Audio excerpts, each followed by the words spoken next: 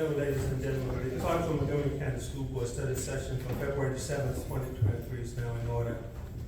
We have public participation. Yes, there were two requests to address the board tonight. Okay.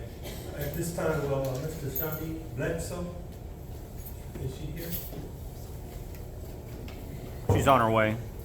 Okay. What about Ms. Kristen Michael Coyer? You may be here, approach the podium, sir.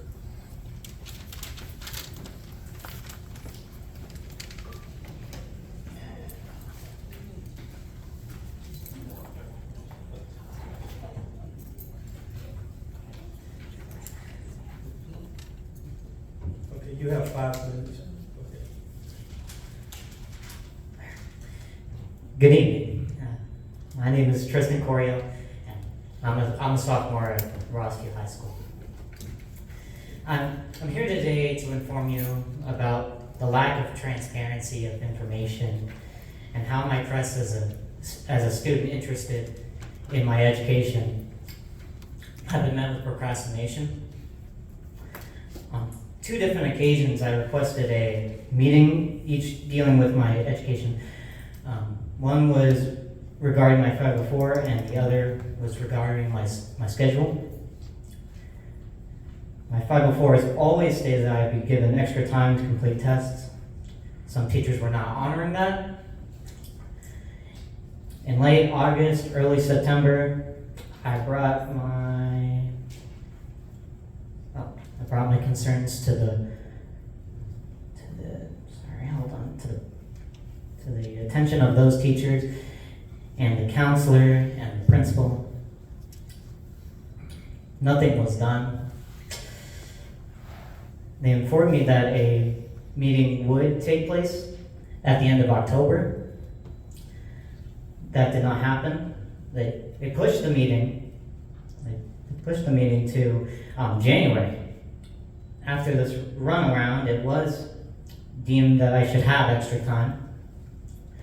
So much the first semester I was under stress because it was impossible for me to finish my tests. This could have all been avoided if the meeting took place promptly after my request. Beginning of the second semester, I went to my counselor to drop class in the 10-day period window. Here began the runaround. The counselor referred me to the principal, who then referred me to the assistant principal, who then referred me to the principal. I did all of this over the period of the next 1.5, 2 weeks, through email and direct contact in the hallway, since no one called me into their office to discuss it. Of course, my request was denied without explanation. The administration should have involved me with these discussions. There's a lack of transparency and gross procrastination in our school administration. Feel they are not open to hearing from students. It seems as if it's good for the students. It's good for the students and his or her education, that it doesn't happen. I would like to see better communication between us and for things to be taken care of in a reasonable amount of time. Thank you for your attention. Thank you, sir. Have Mr. Shanti Bledsoe arrived? Okay, we're gonna move on. ESSA, Tennessee Readiness Testing Update, Dr. Kimmons. Yes, Dr. Kimmy Saharsky is going to give us an update on this year's testing.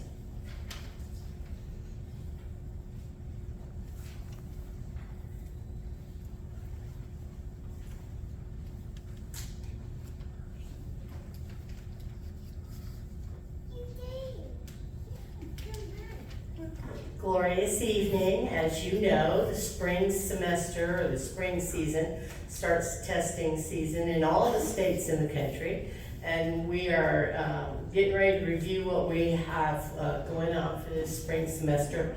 First, the NAEP assessment, the National Assessment of Educational Profile, was decided not to be administered in many of the states. And so we were very lucky. They are doing a few field testings on March 20th and April 14th. However, we're not participating. This will be the first time probably in 20 years Montgomery County does not have a school in the NAEP assessment.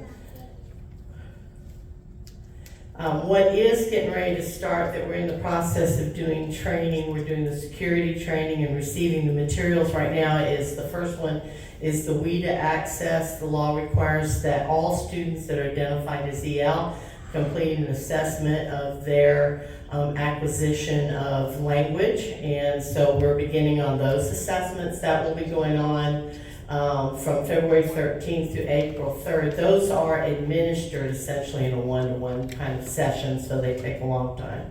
The ACT, which is going to be administered on March 21st, is online. As you know, SAT moved online all around the world about 2 years ago, and ACT is following the trend. And so we will be doing the ACT computer-based on March 21st. The MASA and the ALT are tests for students with disability that have significant cognitive delays, and we're beginning to do those tests. Again, a lot of those are in the one-to-one environment, and so the window, that's why it has such a large window. The MASA would be March 13th through April 28th. That is ELA and math, and then the ALT is social studies and science. Then the big one that all the students in Montgomery County participate in, or the whole state of Tennessee, is the TCAP Achievement and the TCAP End of Course. We will begin those April 17th, and they will run for about 2 weeks. The first week is all ELA testing. All the students complete those pieces, and then the next week they'll follow up with the remaining content. 3rd through 5th, we'll be doing ELA, math, and science. 6th through 8, we'll be doing ELA, math, science, and social studies. And then the high school will be doing the end of course for Algebra 1, Algebra 2, Geometry, English 1 and 2, Biology, and U.S. History.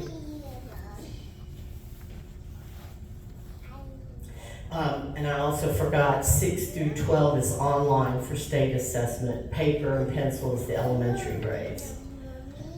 Then May 1st through the 12th is advanced placement. The majority of those are paper, pencil. We have a handful that are through the state advanced placement opportunities. Those will be online.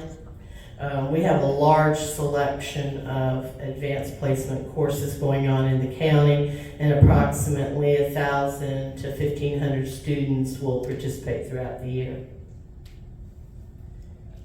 All the data that is accumulated from the testing is actually provided to families in the state's parent portal. And so a parent can go to the portal, log in, and they can find out how their child did on the previous assessments, what would be recommended for improvements as they move forward, and they will be able to get their data faster than they do for the schools. As you know, when the TCAP reports come back, we have to separate them because the 5th graders have now moved to the middle school, so we have to separate the reports and find out where the children are and everything.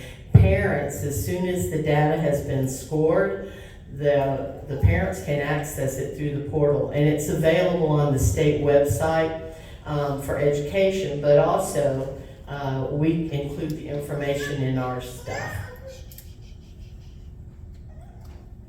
Now the next piece, so this is all the testing. The next piece is the annual measurable objectives. Currently, we are on hold and are not aware of what our actual targets are for this year because of some changes in some rules from the federal, not from the state, from the federal, and the state has to adjust their guidance to the districts for measures. But essentially, as with all things that deal with annual measurable objectives, it's forward momentum. So if 35% of the children were proficient in ELA, then we would need to be moving to 37%. So we know these, we set those targets out there until they're officially confirmed by the state. Once the state tells us what the guidance is going to be, then I will update you and share that. They're expecting the accountability workbook sometime around the end of March to early April. And then this is just a reminder of all the indicators that we are all held accountable to and where we're going to get data from. So you have growth, which is where you see all the TVAS written, absenteeism, graduation rate, ready grad data, the ELPA, which is the English Language Proficiency Assessment, transitional EL improvement. That's the students that have exited EL support and are in their first year, second year, third year of being in regular without support, and then all of our achievement data. And then the schools, the K-8 model would be held to just the growth, the achievement, absenteeism, and ELPA, but the high schools have the extra pieces of the grad rate and the ready graduate. Questions? Yes, ma'am?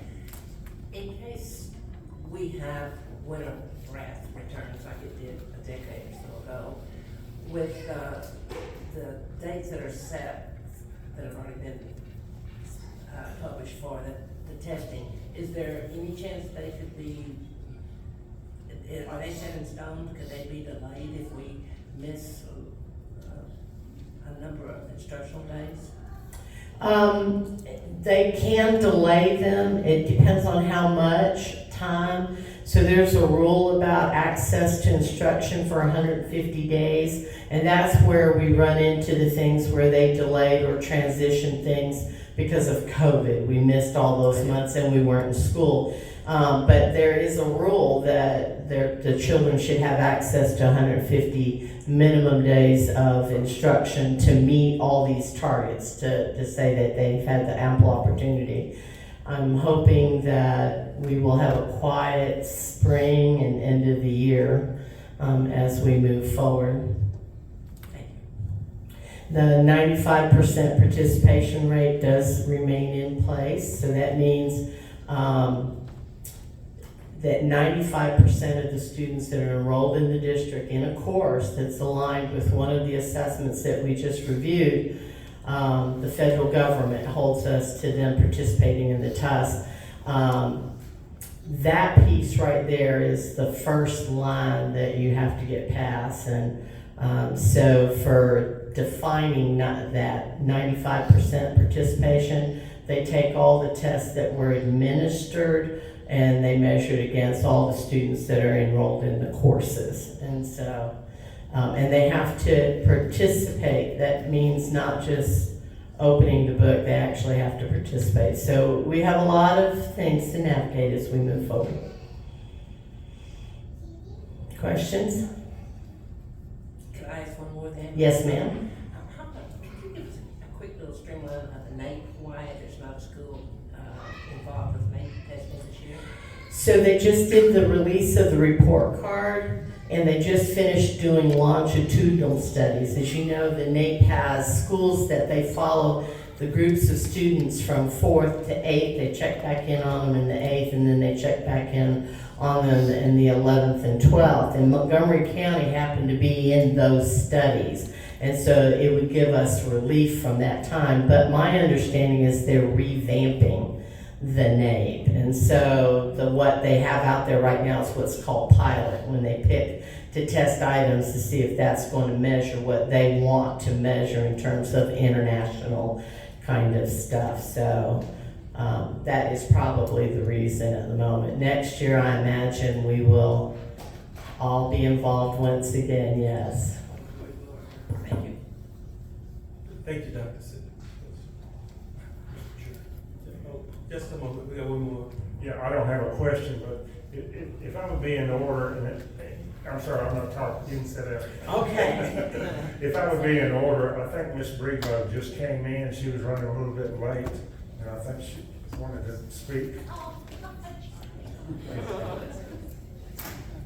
If the board didn't object.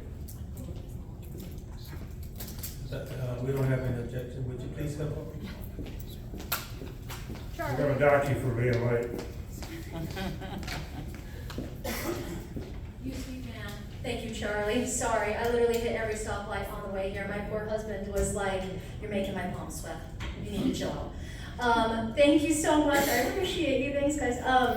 Basically, the only thing I wanted to come in and report on is I met with Matt Slight last week, and he's phenomenal. I'm so very excited that he is at the helm for our the programs that he's putting into place. I got him in contact with retired lieutenant out of Nashville that was over the family or the Strengthening Families program within the Nashville metro area. And so basically what we're working on is trying to make sure that he has a plug-and-play system, working with the judiciary here, the police departments, and the district in order to make that streamlined so that we can utilize that to the fullest of its capacity, and making sure that he had the connections that he needed. The lieutenant that I connected him with is phenomenal, and he's very, very passionate about the program. So I'm excited about that. And also, while I'm sharing good news, Caleb was gonna try to come with me today, and he is absolutely buried getting ready for stuff with ASPU. We did go to Gov's Day, that was phenomenal, and I've got all sorts of cool stuff I'm gonna help to get them information out. But he wanted to come and report about how happy he is after his experience that he had with as amazing as CHS has been in kind of fixing some of those issues and helping him move forward. And I'm excited Deputy Drudy's here today because he was absolutely pinnacle in all of that as well. And I know you guys don't necessarily always get the good news after the bad news, and so I wanted to take that moment to share that was something that he was super excited, and he's excited to become governor, and yep, just all good stuff. So as things come down the pike with strengthening families, you know, I'm jumping right in, and anything that I can do to be helpful, please just let me know. Thanks so much. And you're awesome. Thanks, Charlie. Thank you very much. Next item on the agenda is 2022-23 resolution budget amendment. Dr. Yes, I would like to ask our Chief Financial Officer, Chris Renaud, to come up to explain the March budget amendments. Good evening, Board. I'm Dr. Vetter. I appreciate this opportunity to present these amendments to our current year budgets. Just in your packet, you have the detailed information. I'd just like to highlight some of the major changes.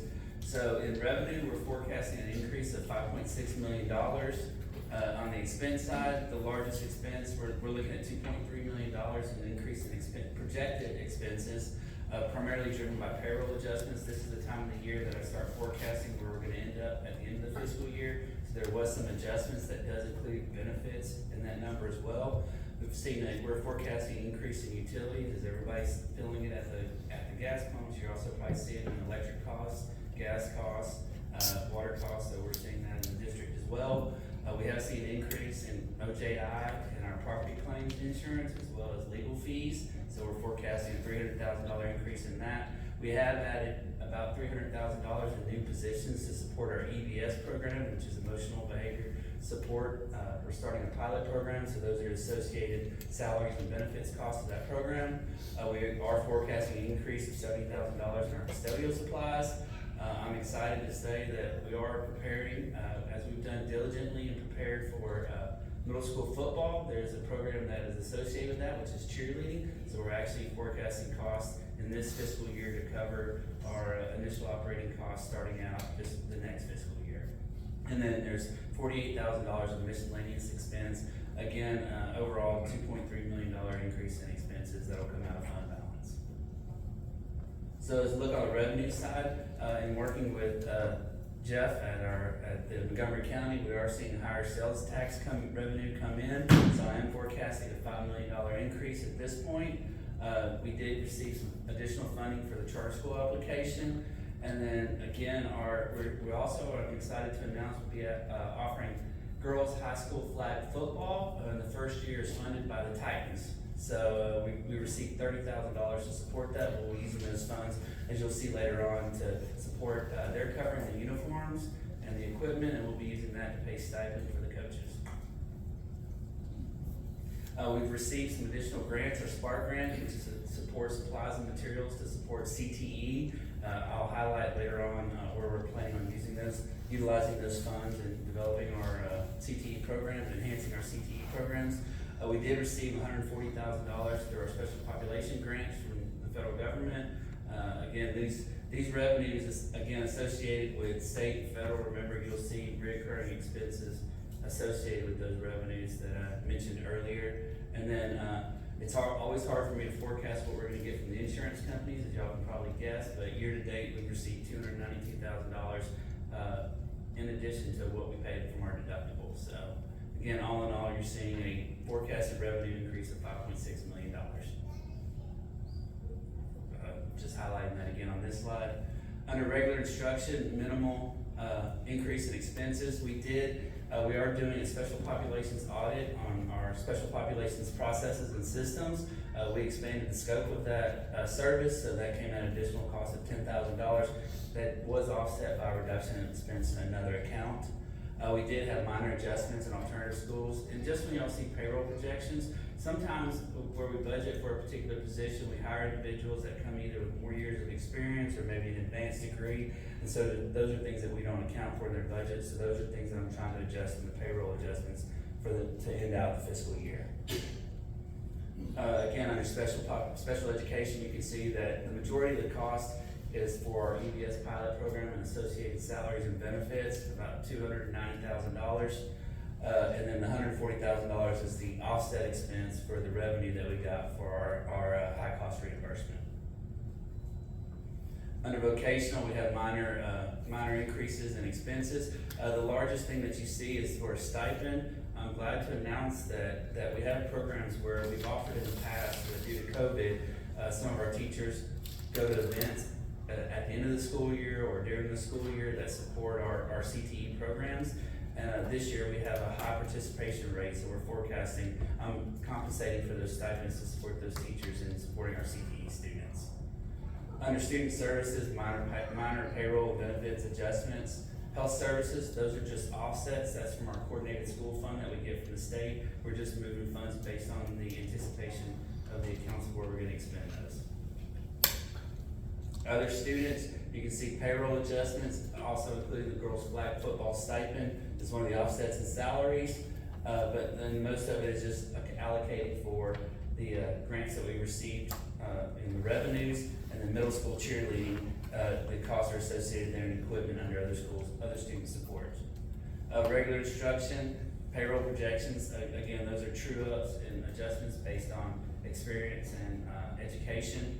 And some of that also includes overtime, so just compensating and forecasting the increase in that, and the rest of the expenses are offsets from federal grants that we received, and we're moving money from one fund to the next. Under alternative school, minor payroll adjustments, that's primarily overtime. Under special education, minor adjustment for salaries. Vocational education support, that's the expense for the Spark, and where I mentioned earlier, the Spark was a CTE support program grant that we were awarded. You can see that we're allocating money, we're allocating $55,000 to build our barber education facility out at Kenwood High School. So, and then the rest of the funds will be used for supplies and materials to support our other CTE programs. Minor expense increase, medical projections primarily in technology, minor increase in adult education support. Board of Education, the largest driver of that is our increase in OJI and property claims from an insurance perspective, and as well as our legal fee increase and minor increases in travel costs. Director of Schools, minor increase in forecasting minor increases in travel costs. Printing and communications, that was where we allocate the funds that we received from the charter school, and that's the account that we'll be expending as we go through the charter school review. That includes supplies and materials, meetings, and stipends to those non-school members. Business affairs, that's on me. I had two people that joined my team that took advantage of our incredible health insurance, and so we're budgeting the school's portion of our contribution to the health insurance.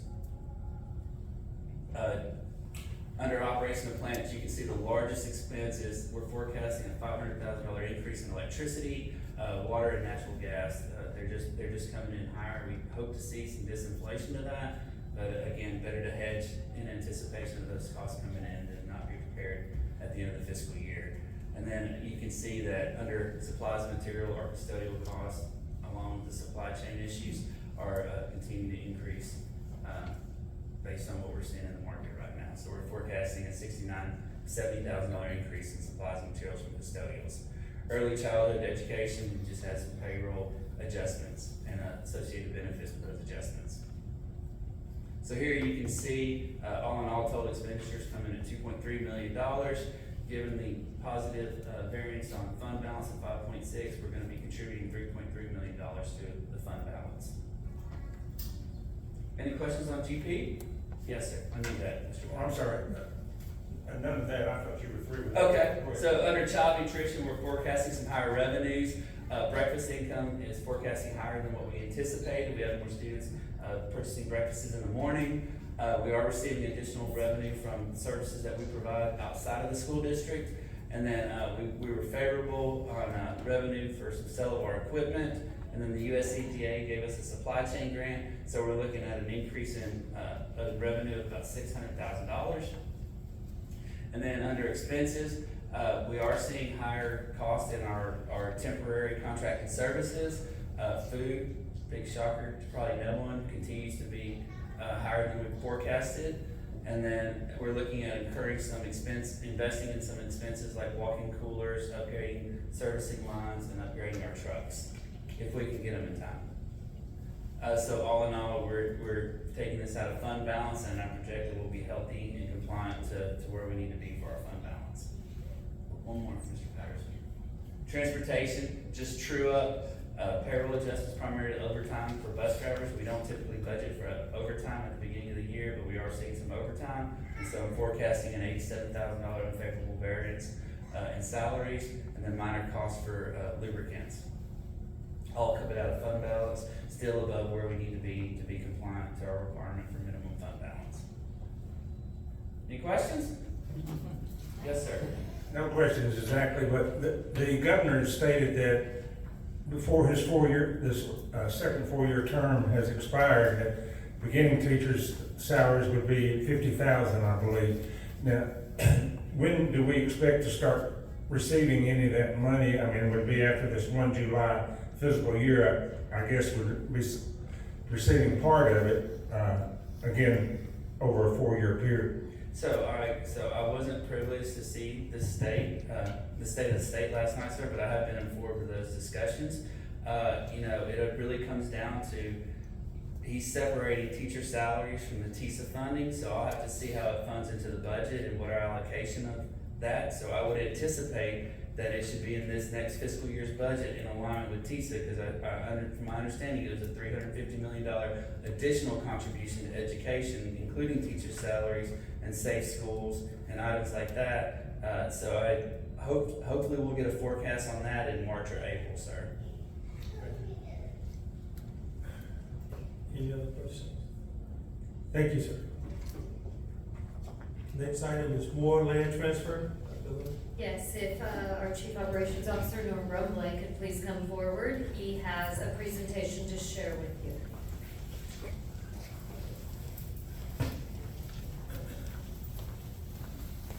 Good evening, Board. I'm here this evening to provide some information and background on a Moore Elementary School land transfer request that we've received. So for starters, some of you may remember when the building that we are in tonight was a thriving factory. Some of you remember when there was an overhead bridge over Crossland Avenue connecting to a building where those apartments are on the other side of Crossland. You might even remember back when Crossland Avenue ended at Paget Lane, where that mall with Rose's, Cooper and Martin's, Harvey's, Super X, and Montgomery Ward used to be. In the 1980s and 1990s, Crosland Avenue was extended along the old railroad that also used to be there. This left a corner of the Moore Elementary School property called a remnant. The remnant is shown in red on the screen. CMCSS owns a .43 acre remnant of property on the corner of Crosland Avenue and Paget Lane dating back to 1944. It is too small for CMCSS to use, and it has poor access to Crosland Avenue. CMCSS has no future plans for this space, nor can plans be developed economically. So how did this request come about? In 2021, the supervisor of the County Highway Department, Mr. Jeff Bryant, began looking for options to expand the county highway complex on Highway Drive. He didn't have the resources to purchase a new facility site, but he saw one possibility. It would require combining two remnants of property. The city of Clarksville also owned a 1 acre remnant between the CMCSS remnant and the Montgomery County Highway Department. The city of Clarksville remnant is shown in yellow. This is a remnant from the old railroad that Crosland Avenue sits on today. The city of Clarksville remnant plus the CMCSS remnant would equal a total of 1.43 acres of unutilized space that connects directly to the existing highway department facility and is accessible from Highway Drive. This possibility would all be contingent on the city of Clarksville supporting the proposal. And in 2022, Mr. Bryant began working with city officials to explore the idea. And on August 24th of 2022, the city of Clarksville approved a transfer of their remnant to the county highway department at no cost. So at that point, Mr. Bryant then contacted the CMCSS facilities department to begin the district FACP 004 due diligence process to explore the CMCSS remnant for expansion use. As a result of this process, the Montgomery County Highway Department has offered to provide the following in-kind services as a value to CMCSS in exchange for the remnant. 1, a minimum of $1,500 in paving services on a CMCSS asphalt project to be determined. This is a fair value equivalent to the assessed value of the property, assessed value of the property on behalf of the taxpayers. 2, access to county salt stockpiles at various locations throughout the district for CMCSS use. This will result in both a material and a manpower savings to CMCSS. We actually had a glimpse on February 2nd of this benefit for the first time. You'll remember that on last Thursday, CMCSS was the proverbial hole in the donut. You may remember that all of our surrounding school districts were closed due to ice, but not us. And that is partly because of the partnership that we had established with the Montgomery County Highway Department. And we can quantify the value that we received. Mr. Bryant loaded 3 tons of salt into our salt bins for us at his cost, which was approximately $330.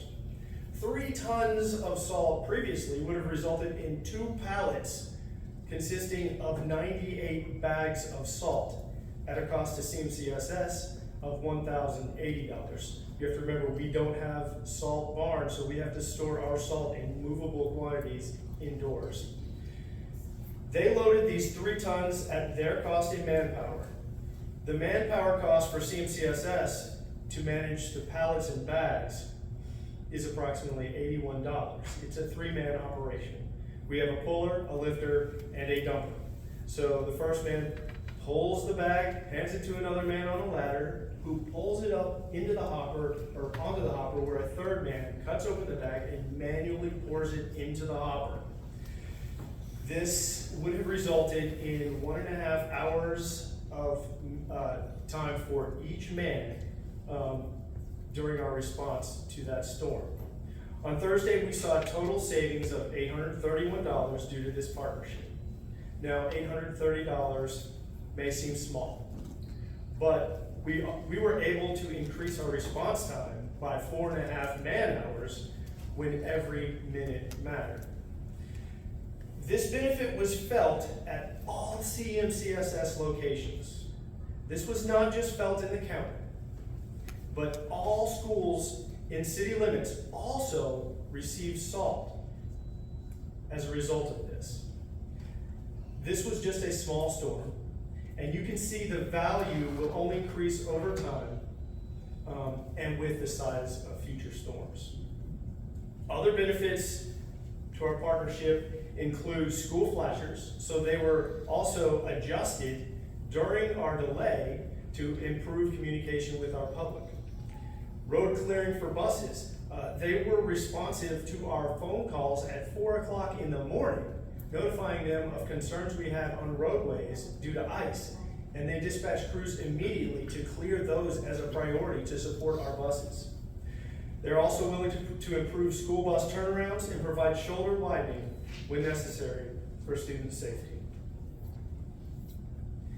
In consideration of the value of the in-kind services that the Montgomery County Highway Department is offering, CMCSS staff recommends transferring the unused property remnant on Crossland Avenue and Pageant Lane to the Montgomery County Highway Department for the expansion of their facilities.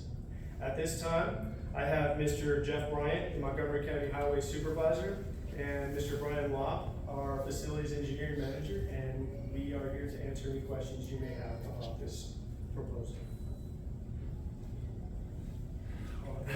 Excuse me, Mr. Chair, I always have a question. Jeff, what do you plan on putting on this? So when we do our facilities rebuild, we would like to front our office, our administrative office to the intersection, and then have Highway Drive just as our back access for our employees.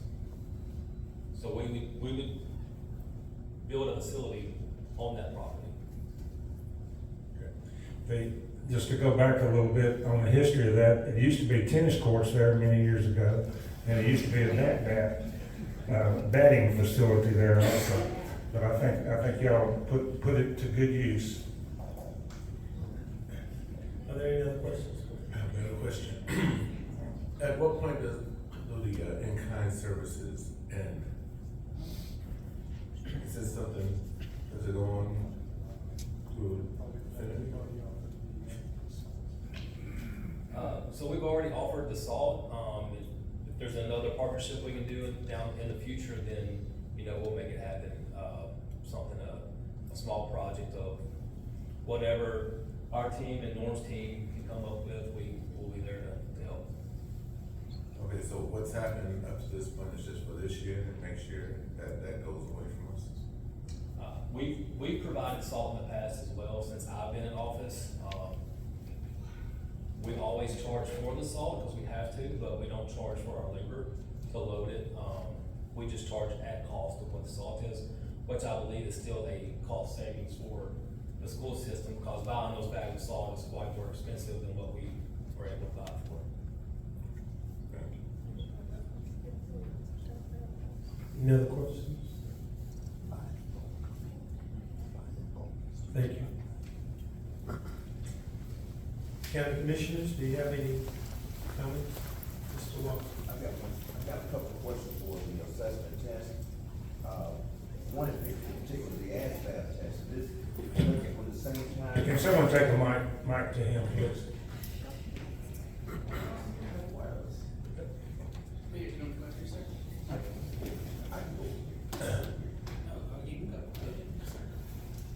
Sorry, I didn't mean to make you get up.